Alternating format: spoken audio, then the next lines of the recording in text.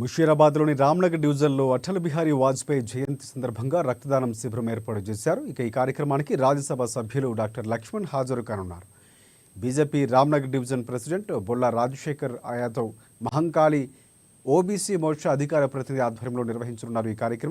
ఈ కార్యక్రమంలో పూసరాజు, రమేష్ రావు, రావర్తి జనార్దన్ తదితరులు పాల్గొనున్నారు.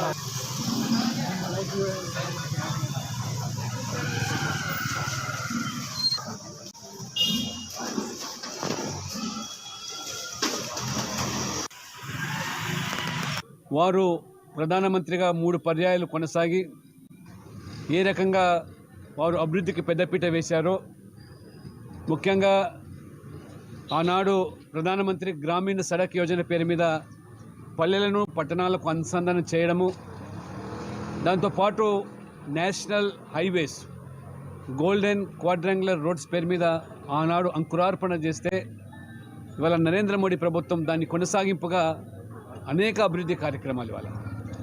దానికి తోడు ఆ రోజు పోఖ్రాన్ అణుబాంబు ఆ రకంగా ప్రయోగించి ప్రపంచానికి భారతదేశం ఒక శక్తివంతమైన దేశంగా ఏ రకంగా అమెరికా ఆంక్షలు విధించినా తలగకుండా వాజ్పేయి గారు ఒక గొప్ప రాజనీతిజ్ఞుడు, పరిపాలన దక్షకుడు, నైతిక విలువలతో కూడుకున్న రాజకీయాలు నడిపినటువంటి వ్యక్తి.